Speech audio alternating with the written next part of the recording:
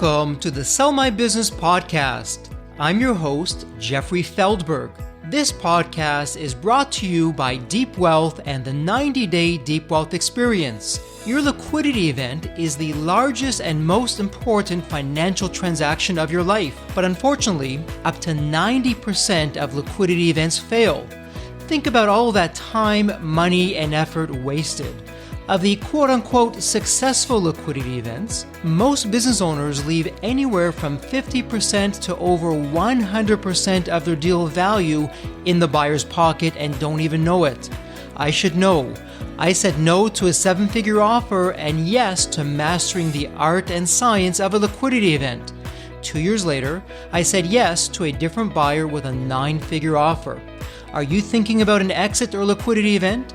If you believe that you either don't have the time or you'll prepare closer to your liquidity event, think again. Don't become a statistic and make the fatal mistake of believing that the skills that built your business are the same ones for your liquidity event.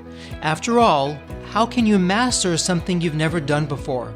Let the 90-Day Deep Wealth Experience and our 9-step roadmap of preparation help you capture the maximum value for your liquidity event. At the end of this episode, take a moment to hear from business owners just like you who went through the Deep Wealth Experience.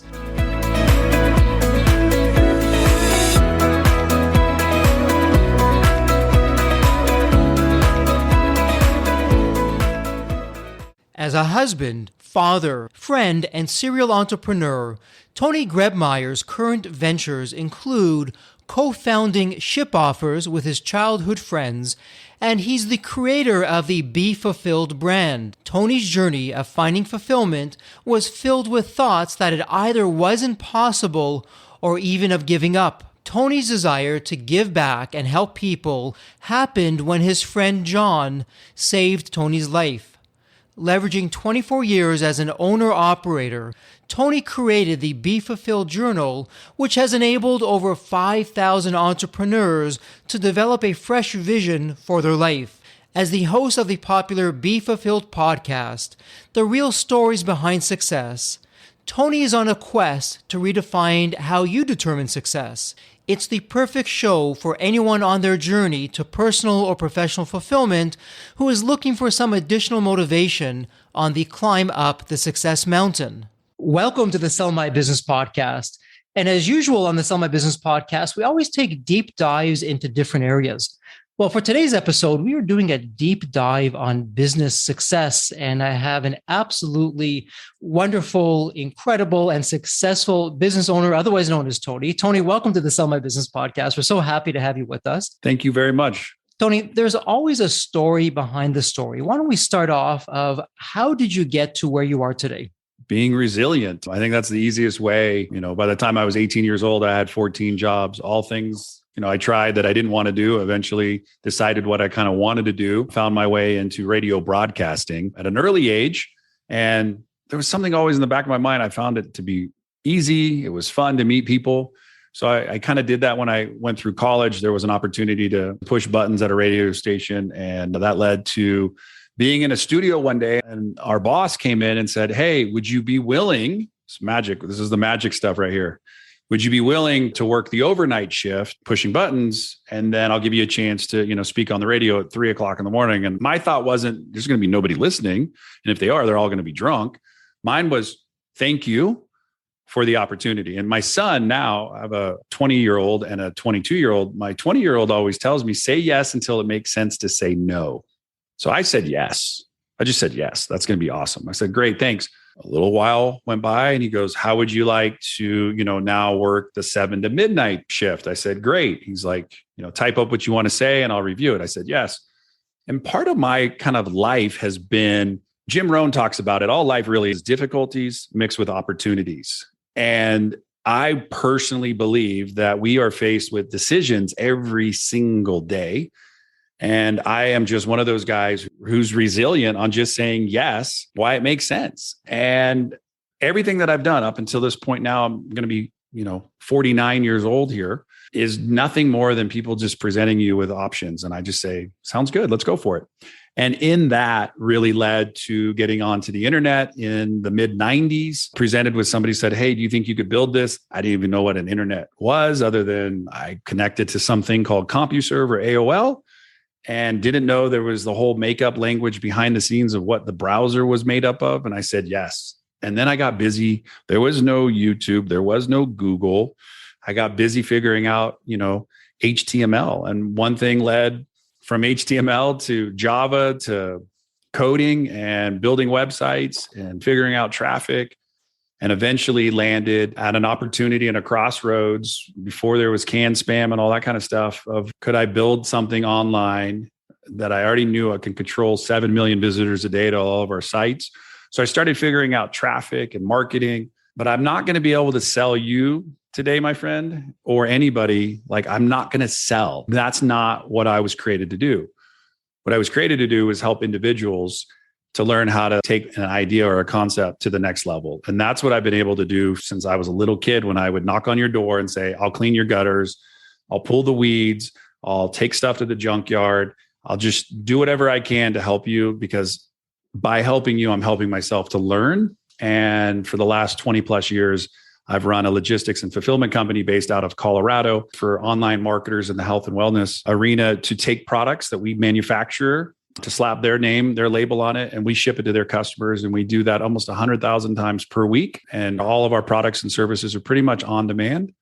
And I get up every single day with the same kind of excitement and enthusiasm. I can't wait to come into work and see what we can do today. So my life is devoted to helping people take an idea or a concept and then take it to the next level. Tony, I love that story. And you use one of my favorite words, resilience. You took me down memory lane. For those of us that remember AOL and CompuServe, you don't hear those names much anymore. And I can just see you with your resilience in the back end, tinkering, trying to figure things out. But really with what you're saying is with the goal of, okay, how can I take this, apply it, help people achieve their goals? And I do that enough times, eventually I'll achieve my goal.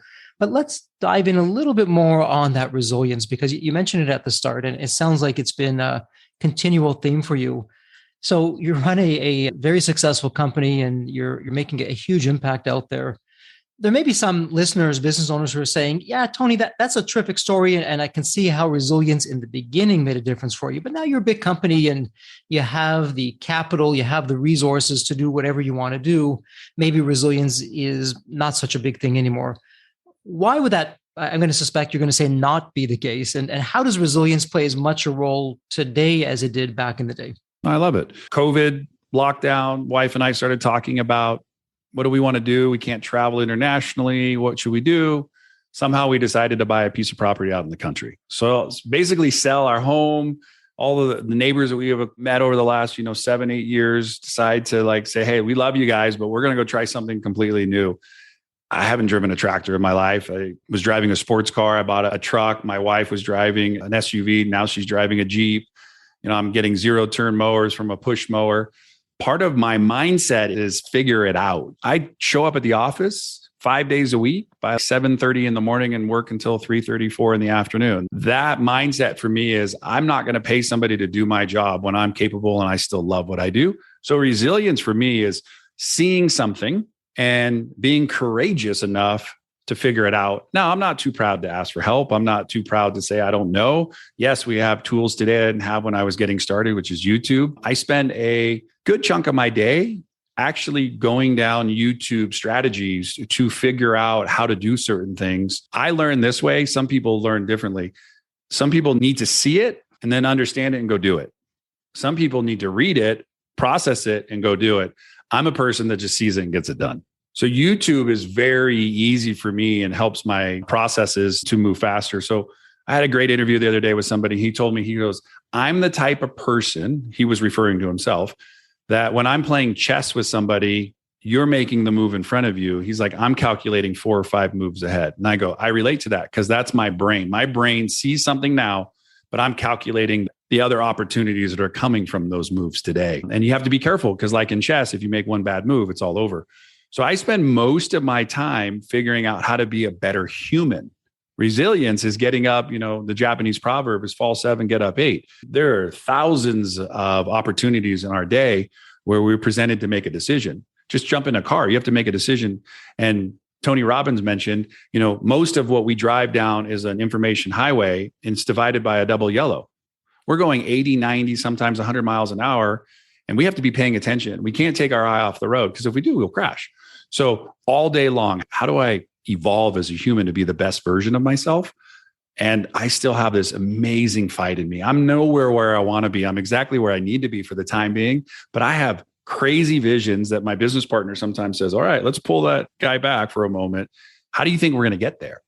And that's where my resilience from all the things that I've gone through as a human being, from, wanting to kill myself, to getting sober and clean, to almost destroying my marriage and being separated for 3 years, to trying to come to work when I was so mentally checked out, to being a father, but my kids didn't know what dad version they were going to get, to not really having parents. Yeah, I had parents, but they weren't home when I was growing up. I had to fend for myself, and taking all of that knowledge and drinking from that, I can do this cup, but not believing that I can do it all by myself. I do it today with a bunch of support around me. And I believe that you're not weak for asking for help. It's actually a sign of your greatness. And we need, as humans, to be better at asking for help. So I'm a big proponent of raising your hand. That was something we were taught when we were kids. But as we got later in our education, our hand went up less and less, because we got picked on for asking stupid questions in class. And you've heard the saying, there are no stupid questions. There's just stupid people who don't ask them. And I'm just somebody who today realizes everything that I want is on the other side of an ask. Everything that I'm needing. And so there's just so many more tools to leapfrog time today, faster than anything that's ever been available to you. You can take 20 seconds and ask Siri to ask a question on your phone, or you can just realize that you can do the same thing without using your voice, and you can just type it. I'm a person that uses my voice more than I type. So everything that I want is just an ask. That's amazing. And Tony, thank you for being vulnerable and open with us and sharing a little bit about your past. And let's do a quick diversion here. It wasn't part of the plan, but we're just going to roll with this because you've been so open and vulnerable. You mentioned earlier on that you had some mental health challenges and you went through what sounds like a fairly rough patch in your life. So how did you deal with getting through that? And then here you are today and you're changing people's lives. And we'll talk about some of the different companies that you have shortly. But how did you get through that to the point where you are today of being a successful business owner with a terrific company making a difference? Yeah, I appreciate it. Great question too. October 9th, 2008, my life and everything around me changed. I got a knock on the door from a buddy as I was trying to commit suicide, John, and he said, Tony, your life has meaning and purpose, but how you're living it right now doesn't. And those words were hard to swallow. I tried to brush it off. Oh, dude, my life's great. Little did he know that in the other room was all the stuff I was about to just, take myself out of the world with. One thing led to another. That conversation lasted 45 minutes. And part of my mind said, get the heck out of my house. I just want to get back to doing what I was doing. But then another buddy called, and it was a pastor friend of mine. He saw my life on stages and sharing in front of thousands and thousands of people. And, it's really hard if you don't have a good vision for your life, hard for somebody to speak truth into your life and you to see that vision. You'll kind of like say, yeah. And that's what I was good at for a lot of my life. When I'd get a compliment, I'm like, yeah, don't worry about it. No, it's no big deal. Now, later in my life, I allow those things to be spoken to me and I accept them. And I'm grateful for the lessons that I had to go through to get to where I'm at today. But during the dark time, I didn't get sober and clean until 12/15 of 08. So several months later went by and had a lot of dark conversations. My mom was a really big proponent in helping me to see that I had some addiction issues. She talked to me on 12/14 of 08 for 44 minutes. And I kept saying, I don't need help. I got this on my own. And at the 45-minute mark, I said, you know what, Mom, I do need help. And I went online, took a test, called the only person I knew who didn't drink. And I said, is there any chance you could take me to a meeting? He said, sure.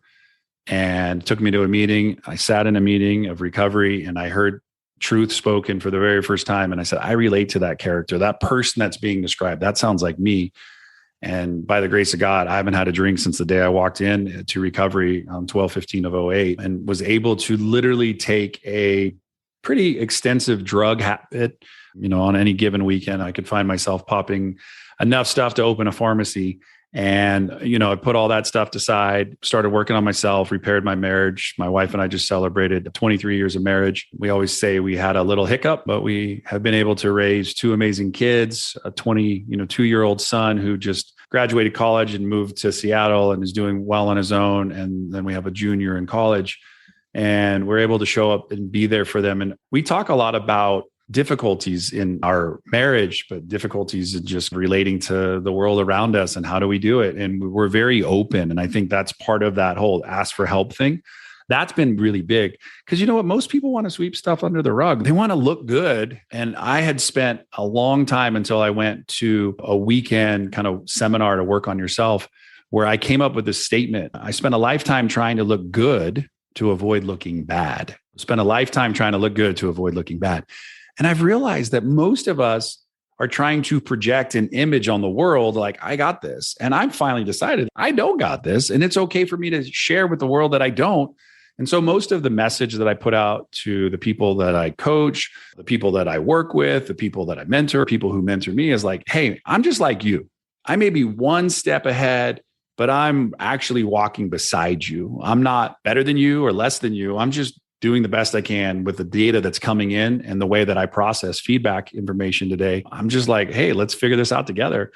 So I use that language at my office too. I don't ask anybody to come work for me. I ask people to come work with me because I don't want to work for anybody. I want to work with somebody. I want to work to solve problems, come up with solutions, work on creating new ways of doing things. And so all of that kind of stuff has really come from being a broken man and realizing that I needed help and that I needed to be courageous. And I think all of us have an option in the morning when we wake up. We can choose to be the average, the person we were, or we can choose what I believe all of us have the ability to do, and that is to be phenomenal. We are created. For me, I'm going to just be spiritual for a moment. We are supposedly created in somebody's likeness. And that's not just somebody, that's like for us. So I was like, okay, I don't think he just wanted me to be average. I don't think he set out for me to be just some boring dude. He created me to be phenomenal in all things that I do. And so how do I get to do that? And how do I replicate that day in and day out and not lose any of the fight that's in me? I'm going to wake up some days just, I want to go back to bed.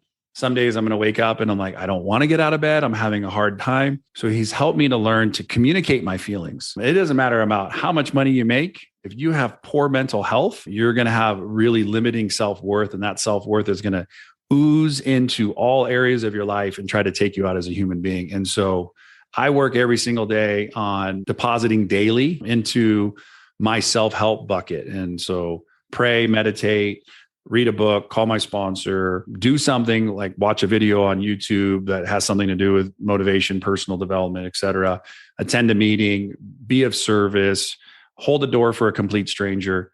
By doing those things, as my former mentor, Sean Stevenson, before he passed, he taught me that every human has an ability to create a when life works list. So a when life works list, because you already know when your life sucks, you already have a list of stuff that you're doing, but what's your when life work list look like? And he instructed me to put 14 things down that work for me in my life. Eat healthy, get plenty of sleep, drink a lot of water, work out, do the things that you know that work. And then every day grab 4 of those things and put 4 of those things into action into your life. And when you do that, your life just works. So a long-winded answer is, you know when your life is working and you know when your life sucks. So when you wake up in the morning, ask yourself this simple question. Mel Robbins talks about the 5-second rule. Just ask yourself this morning, I'm like, are you committed to having a shitty day, excuse my language, or having a phenomenal day? And in the moment when you choose, you get into action. And action is the only thing as humans that we need to remind ourselves that we are capable of, is we have choices. And what are you choosing today? Have a bad day or have a good day? And I just gravitate having a good day. I love that story. And Tony, it sounds like you've been into personal development from a very early age. And it was Jim Rohn that you mentioned. I also believe it was Jim Rohn who said something along the lines of, you are the average of the 5 people that you spend the most time with. And what I'd love for you to share with our community, how has that made a difference for you, both on the personal side and on the business side? And by the way, I don't really separate the two. If you got it right on the personal side, you're going to get it right on the business side. There's no incongruency. You've got to have it right internally before you can get it right externally. But for our listeners, how has that made a difference for you? Because I suspect if you're to look back in the dark days of your life, you may say that maybe some of the people I was hanging around with weren't the best influences. And what made you change and what's been the difference for you with a vantage point of, for our listeners saying, hey, if Tony went through dark days to great days, and part of that secret of success was the people that he spent the most time with, that's something to follow. That's an action item. But I'd love to hear that in your own words, how that made a difference of the people who are now in your life, who you spend the most time with. Yeah. I mean, when I look back at my life, and the great thing for me is I have a 3 kind of coin philosophy. It's really basic and it hopefully will make a lot of sense for you. I needed to understand before anything in my life, some stuff from my past, stuff before I was even created as a human being, DNA that my family downloaded. And then, most of us are just trying to help our children. If you're fortunate enough to have kids, you're just trying to help your children. And so you have a lot of safety mechanisms that maybe stuff that trauma that you went through that you want to help your kids to avoid, et cetera. So I'm proud to say, if I had 100 friends at the age of 18, when I graduated high school life, neighbors, et cetera, I'm proud to say I probably have 99 today. I don't lose a lot of friends. I haven't replaced a lot of friends. What I did is I realized that, hey, people are always going to be people and they're going to do what they're going to do. What I needed to work on was more myself. Because if I take the sum of the people I hang around with, my wife, my 2 kids, and my business partner, that was the sum, still is today. What's really changed is how I spend my time with myself. And for a long period of time, I wasn't able to sit still in my own skin. I felt like I needed to go do something to be something. And through this incredible process, this journey, and so I tell people, you want to become an archaeologist in your life. First and foremost, before you become the architect of your life, and then become the astronaut in your life, you need to become an archaeologist. You need to understand you. And through the process, I figured out, which is amazing. And I hope this helps one person. That's my goal every single day, is to help one person. Because, if you think about it on a large scale, Mother Teresa didn't set out to change the world. She went out to change herself. And by changing herself, she went out to impact the world by how she led her life. Gandhi, went out to change himself by being the change. And I really live with this philosophy every single day that we all have in front of us, without us even knowing it. We have what I call life's dumpster, a 10 by 20 packed with everything, the good, the bad, and the ugly, all the stuff we've gone through.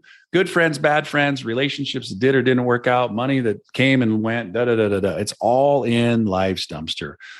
However, on the other side of life's dumpster is people that we love and care about. And they, unwilling, get smashed every single day with our life's dumpster. And we push it into everything, all business transactions, relationships, sports decisions, life decisions, mindset, et cetera. And we have a limiting belief that somehow has come from what has worked and hasn't worked. When I sit down and individually coach somebody and tell them, I said, let's figure out what's in your life's dumpster. So we get to the board as fast as possible. I went through this and this. I'm like, all right, great. That's in there. Hey, just to let you know, I relate to so much of the stuff that you're pouring into your life's dumpster. I've been through that. And then I try to quickly get to the other side of life's dumpster so I can get them back with their family as quick as possible. But then I need to help them to acknowledge that they now know that they have a life's dumpster. It's never going away. But they just now need to know that it belongs where? Behind them, not in front of them anymore. Because now, for the first time, I had some amazing friends along my journey that all I really did is realize that I was waiting for my friends to change. My friends are not going to change. Tony's going to change. My friends are going to be curious one day when they look at me and they go, dude, I got to ask you, like, what the heck happened to you? Something happened around 08, 09 in your life. You are not the same person as you were, in 1998. I said, yeah, I decided to make myself a priority and not an afterthought. I said, damn. I said, okay, cool. So now that I'm on the other side of the dumpster with them and I'm helping them to realize that in front of them is a blank canvas. If you painted like Bob Ross, awesome, connect the numbers, that's great. Or if you're an abstract guy like Salvador Dali or Picasso, I'm giving you paintbrushes and paint. What would you create? And most humans have never sat down to figure out what they want in this present moment, their future to look like. So my job with all of my friends who now hang out with me or have been around me know that this is what I'm most passionate about, helping people to live their best life now, not so one day they go, when I have the time. I'm like, the only way you're going to have the time is to make the time. And so today is the only time I've got. And that's why now no opportunity wasted is the most important thing you'll remember, is that today is the best day of your life. No matter if you lost somebody or something went terribly wrong in your life, it's like the one day that you physically have the ability to bring change right now and actually considerably see change. So when I hand somebody basically these tools and I say, what would you create? Most of them say, I don't know. And I'm like, okay, I can't live in I don't know. I live in the opportunity of what do I want my life to look like? And then I get people to begin to paint. And then we get into recycling. And that's when you become the architect of your life. And then eventually you'll become the astronaut and you can blast off anywhere in the world you want to go. When I take my friends and think about the average of the people that I've hung out with, I'm like, the same people are hanging out with me today. I've just changed. I became the best version of myself. And that version hopefully is the one that I'm sharing with you on the show, sharing with the world when they see me on social or offline, that what has really changed is not the friends Tony associates with. Because I had those friends that I had to get rid of that were my drug dealers. I had to get rid of some people that weren't averaging good choices for me in life. But the reality was that they didn't do anything to me. I was doing stuff to me and I had to change the way I thought. And so a good friend of mine, Jim, always helped me to realize that I have what you call a thinking problem. And I had to change the way I thought. And by changing the way I thought, then I can look at the people in my life and say, hey, they did the best they could. Maybe they'll make some better decisions down the road, but right now they're humans and they're doing what they do. So long-winded answer to get you that really change comes from me. And obviously whatever you feed yourself fuels yourself. So if you feed yourself junk food, you get bad results. If you feed yourself good food, healthy stuff, you get great results. And I think this falls into that same line. I love that, Tony. And you're so right. I mean, there's no judgment of bad people or good people. People play the role they're going to play, and it's up to us. Number one, do we follow their lead or do we let them influence us in our lives? They're going to do what they're going to do anyways, with or without us. So it's up to us. Everybody's a teacher. People don't want to hear this. If you took your absolute worst nightmare of a situation that you went through, your worst life situation of where something terrible was, again, that judgment word terrible, but where something terrible was done to you that you felt, looking back, the person who did that, when you look back now, was a teacher for you, whether you realize it or not, for valuable lessons learned. And maybe you learned those lessons, maybe you didn't. But Tony, this is a good segue because you started with ShipOffers and you're doing amazing things on the fulfillment side. But then you took your own life experience and you walk the talk and you talk the talk. You're doing all of it with Be Fulfilled. And it sounds like Be Fulfilled is really a culmination of all the things that went into your life to make you who you are. Why don't you share with our community, what is Be Fulfilled? Why you started? What are you doing? Awesome. Perfect. I love it. Easy to talk about. So ShipOffers provides myself and everybody who we work together to help our clients and customers solve one problem, and that's professional fulfillment. But I lacked personal fulfillment. So go back to '08, my life's miserable. My buddy's telling me my life has no meaning and no purpose. So I set out on an exploration to try to understand what was really meaning and purpose. Where was I lacking and what was I lacking? So one thing led to another. And I would come back from events. For you who are listening, it's going to be hard, but I'll describe it. I'd come back with a bunch of paper and notes from masterminds, workshops, et cetera. And I realized that I wasn't very good about that. I'd eventually just throw it in the trash if I left it on my desk long enough. And so I guess 2014, 2015, I just had this idea. I'm going to put my stuff together in a journal. And I'm like, yeah, like a notepad, but I'm going to figure out how to do something with it because I want to help people, and I want to help people on a large scale, not a small scale, but I want to intimately have impact on a small scale with people. So I said, how could I do this? I'm like, well, I talk a lot about people needing community. I'm like, well, I want to go build a community. So I decided to build a Facebook group called Be Fulfilled. And that group grew to what I would call a very substantial amount of people contributing on a daily basis. And it felt very good. And I realized, shoot, if I got a community, I'm like, maybe I could build my journal and do something different. And so I put QR codes in 2016, 2017 in a journal. QR codes today are everywhere. You need them. Like you walk into a restaurant, you go to the airport, you see a QR code. But people are like, what's a QR code? I'm like, it's going to be a way that you can get information quicker. Just grab your phone, snap a pic. Next thing you know, it'll redirect you to a website. So I built a course and taught a course all around finding fulfillment, finding personal fulfillment in your life. And so Be Fulfilled was a culmination of a podcast that I have, a journal that I created, a community that I ran, an ability for people to feel supported despite their past. Because we all have a past. And, you were talking about something that was terrible. I was molested as a kid. And I remember feeling so much shame and feeling so scared and so, worried about there was something wrong with me. And I questioned my sexuality. I questioned about a whole bunch of stuff as a child. And it had a big impact on me. And I realized that I was hiding behind a version of me. And, it's hard, but it's like something that we talk about. Sean Stevenson had made this post one day. He says, it didn't happen to me. It happened for me. And it's hard because you're like, why being molested? Why did that happen for me? And from that, when my father was about to pass, he was the one who molested me as a kid. I was able to hold his hand and forgive him for everything that had happened. And he died of dementia and Alzheimer's, and he wasn't there. It was for me to realize that I have a past, and my past doesn't have to own me today. My past is nothing more than just a tool, a reference, a moment in time that I get to look at. I had made some terrible decisions along my childhood. I'd done some terrible things to others. So I was like, all right, how do I take all this and make something of it? And I wanted to help people, despite their past, to become anything they want in this present moment and to create a future just with nothing that would hold them back from creating something of a magical, perfect life. And when I say perfect, there is no perfectness, but what there is the ability to dream.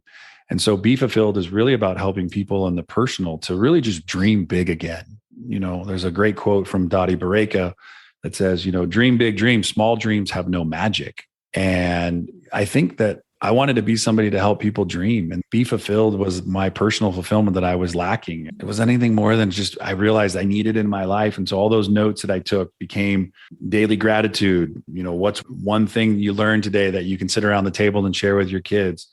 How would you score or rate your day? Like, your health, your finances, your relationships. And I started realizing that this was big in my life. And I started giving it to my friends, and they're like, this has transformed the way that I think. And now we've helped tens of thousands of not just entrepreneurs, humans, become the best versions of themselves by what most people would say, I'm not going to spend 5 minutes in journal. Now people are like journaling 30, 40, 50 minutes before they go to bed. They're getting their thoughts out of their head and they're putting it down on paper. And I think that's one of the most powerful things I would have ever done, is to take my thoughts and put them out of my head and down on paper. And so the Be Fulfilled kind of brand, and I don't want to call it a brand, I just think it was a way for me to find personal fulfillment, something I was lacking in my life. And now I feel truly fulfilled in what I do. And it's a personal, professional, all kind of thing, is I want to be fulfilled in my life. And that's what Be Fulfilled really is. Wow, Tony, the vulnerability and just the sharing just keeps on coming out. And I really thank you for sharing some of those details with us. And, as you look at your situation, for a lot of people who that situation could have happened to, there would have been justifications. This happened to me. That's why I didn't realize my potential. But you took that. And despite that, and this goes back to your word resilience, you channel that energy and that experience into becoming the best version of yourself, to be phenomenal, to use your words. And I think there's so many lessons in that. Here we're talking about the personal side. We can also translate that onto the business side, where things don't work out as planned or you failed. These failures are really opportunities in disguise. Usually it's your future success knocking at the door because you're not ready for it. And you got to prepare to go through that. But all that said, congratulations on tapping into your resilience to bring out the best version of you, despite some very challenging and difficult choices and life situations that you had to go through. And I'm curious, as you look to the past and as you now look to the present moment, which is, you're so right, to all that we have, how do you think of those lessons learned, those life lessons learned, in terms of applying them on a daily basis to keep you on the straight and narrow and getting that phenomenal day heading your way? I love it. So when I admitted that I had a drinking problem, what I really had was a faith problem. I didn't have any faith in my life. And I heard this not too long ago, and I love it. Spirituality is for people who have been through hell, and religion is for people who are afraid of hell. So I had a spiritual sickness, a disease. I didn't have the ability in my brain to put things together very easy. I'd gone to Catholic school, got kicked out, and had a bad situation. And so for me, I grew up in several different religions. So I grew up born into a Jewish household, didn't get my bar mitzvah by 12 years old. I'm leaving temple. Dad sent me to Catholic school, got kicked out of Catholic school. And then I lived with a Christian family who happens to be my business partners today, his family. And then I married a non-practicing Mormon. And I came up with this idea that I put it all in a Vitamix, hit puree, and I just came to believe there's got to be something bigger than you and me. And through that whole process taught me that a lot of people growing up told me what I needed to do. I had a lot of people say, oh, you should go in the military. Your kid lacks this discipline. You should do this and do that. And I think to answer your question and help bring all this full circle, I had to take ownership. No one's coming to save me. No one's going to go do the work for me. So if I want stuff to get done, I got to do it. I got to find a way. And that's that whole resilience. That's, asking for help. That's not being afraid. I love this scene in Indiana Jones and the Last Crusade when Sean Connery gets shot and he's down on the ground and Brody says, Indy, hurry. And, he's got to go through this maze of kind of making decisions and choices. And he sits at the lion's mouth and he has to decide, am I going to go back probably where it's comfortable, but yet still things are going to happen? Or am I going to take a leap of faith? And, he just took a moment. He said, man, I'm going to take a leap of faith. Because if you really think about life, isn't it all just about faith? Can you tell me what's going to happen tomorrow, today? No, probably a little bit like what it is today, but could it be different? And I love this quote from Jim Rohn. He always says, there's only 6 or 7 miserable people in this world. They just seem to move around a lot. So when I look at my life and I look at everything that I've gone through, man, it's all lessons. What is the world teaching me? And I posted on Instagram yesterday. I said, right now, I believe God is teaching me patience. He's like, son, I created you. And yeah, you've gone through some just horrendous, horrible things. And you've done some horrendous, horrible things. But now you can help others to go through those horrendous, horrible things and realize that they're not alone. And you can help people stop pushing around all their past and help them to create a future. And I said, thank you. Because in doing so, it helps me to realize that I have so much gratitude for my entire life. I am grateful for the good, the bad, and the ugly. Everything that's happened in my life, I have found gratitude in it because it's all been a powerful teacher. My neighbor, Todd McGuire, says everybody's teaching us something to do and something not to do. And everything is just a lesson. And I don't know where tomorrow, what's going to happen. So why spend any of today focusing on tomorrow? Like in this moment with you, you're the only moment that matters right now in my life, Jeffrey. This is the only moment that I have any control over what is going on. And even then, I'm just a guest. So I'm just answering questions. Where my wife is, what my kids are doing, where my mom is, where my sister, where my family is, out of my control. And that's it. And all of that has humbled me enough to realize that, Jeffrey, you and I met from one connection, a phone call to a podcast, to endless amount of opportunities. We talked about it in the very beginning to where we're at right now. I don't know what tomorrow will bring. So why don't you just enjoy the moment where you're at right now? And I couldn't do that before walking in and admitting that I had some issues that I never dealt with. See, all that stuff that happened to me in my childhood was in my life's dumpster. And instead of dealing with it and recycling and working through it, I was pushing it. So every time I got into a relationship, I always got to that same frickin' point. I'd walk away. I'd be like, I'm done. I didn't know why. What I realized was I'd never become an architect in my life. And actually, before I built the next foundation, I started understanding that my past, that archaeology side of me, I needed to dig up the reasons why it kept happening. And then I needed to take personal responsibility for it. My past happened not necessarily 100% because of me, but I got to go through it and then it became a part of me. And then I got to work through some stuff now because anybody's listening to this podcast, I promise you that you have an amazing story and it probably has been painful at times. And there's an old saying that goes, you don't really know a man until you walk in their shoes. I won't ever walk in your shoes, nor will I ever try to walk in your shoes, nor will I ever minimize or any potential that you have as a human being, say anything to you to take away from what you've gone through. I just am here to speak hope and truth that despite your past, you can create any future you want, but you have to make some decisions now in this present moment that you want things to change for you because you are responsible for making change happen in your life.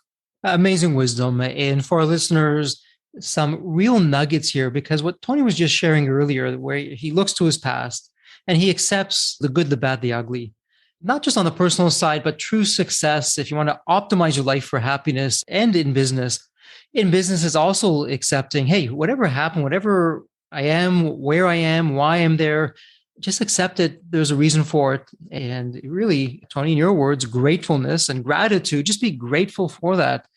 And Tony, let me ask you this as we begin to wrap up the podcast. There's this one question I like to ask, and based on the stories that you shared with us, we can go in any which direction, but let me ask the question anyways, and let's hear where you take us on this. So you spoke of one movie, I'm going to speak of another movie. And the movie I'm speaking about is Back to the Future, where you have that magical DeLorean car that goes to really any point in time. And imagine now it's tomorrow morning, Tony, you look out your window, the DeLorean car is there, the door is open, and it's welcoming you to come into the car, and you can go back to any point in your life. Tony, as a young child, an adolescent, teenager, adult, whatever it may be, what would you be telling your younger self in terms of lessons learned or life wisdom? If I could do it all over again, I would be 100% present for the birth of my first son, and 100% present through the birth of my second son, and all the things that I was so busy worrying about on the outside that I wasn't taking care of on the inside. I just wish I was there more for my children growing up. They may say I was a great dad, but deep down inside, that's one thing I've always struggled with, is that I wish I would have done more. So when I stopped pushing my life's dumpster, I realized that they accept me for who I am, but I would have gone back there sooner and done the work faster to make sure that I would have been there for more moments with my kids, because make moments matter with the people who matter. And it's super important for us to realize, and it's so funny you bring up Marty McFly. That's actually something we teach here at ShipOffers. We teach 4 avatars at our company, and Marty McFly and Doc Brown are 2 of them.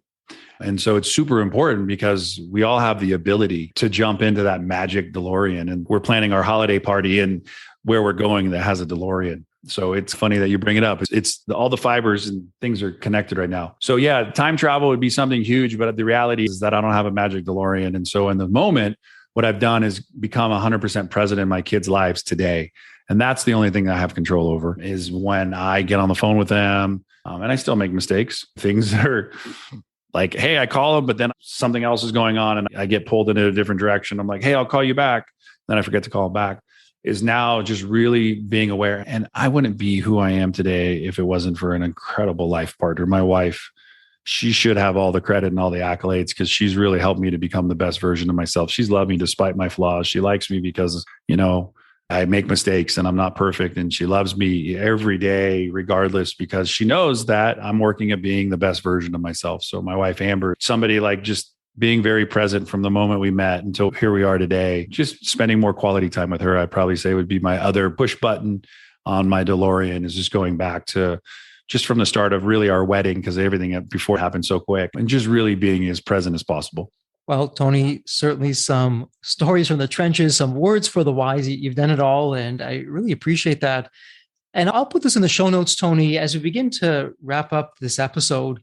For our listeners who'd like to find you online, where would be the best place for them to go?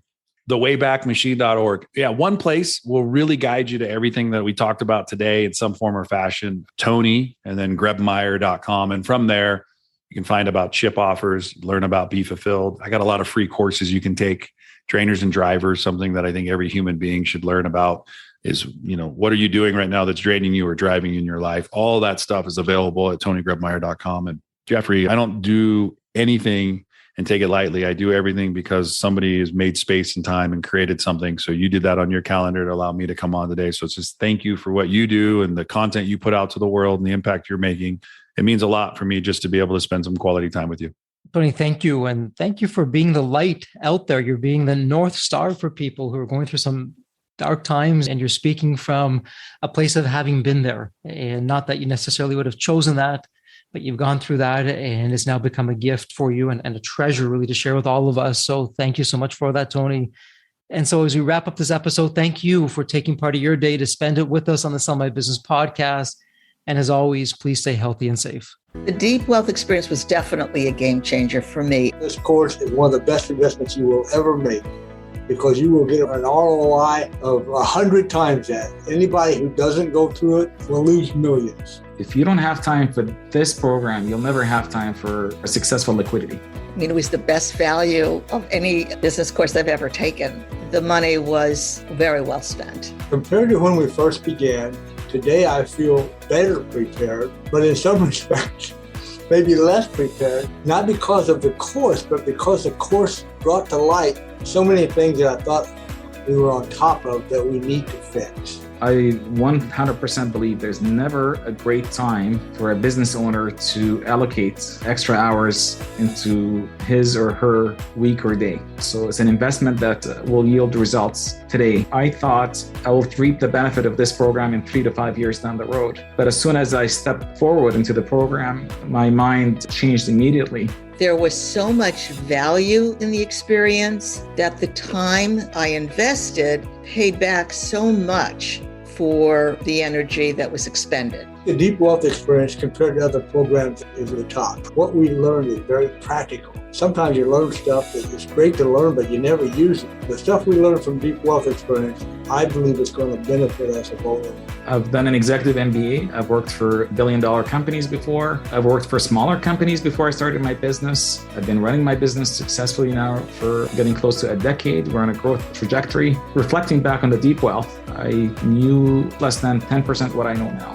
Maybe close to 1% even. Hands down, the best program in which I've ever participated. And we've done a lot of different things over the years. We've been in other mastermind groups, gone to many seminars, workshops, conferences, retreats, read books. This was so different. I haven't had an experience that's anything close to this in all the years that we've been at this. It's 5-star, A+. I would highly recommend it to any super busy business owner out there. And Deep Wealth is an accurate name for it. This program leads to deeper wealth and happier wealth, not just deeper wealth. I don't think there's a dollar value that could be associated with such an experience and knowledge that could be applied today and forever. Are you leaving millions on the table? Please visit www.deepwealth.com/success to learn more. If you're not on my email list, you'll want to be. Sign up at www.deepwealth.com/podcast. And if you enjoyed this episode of the Sell My Business podcast, please leave a review on Apple Podcasts. Reviews help me reach new listeners, grow the show, and continue to create content that you'll enjoy. As we close out this episode, a heartfelt thank you for your time, and as always, please stay healthy and safe.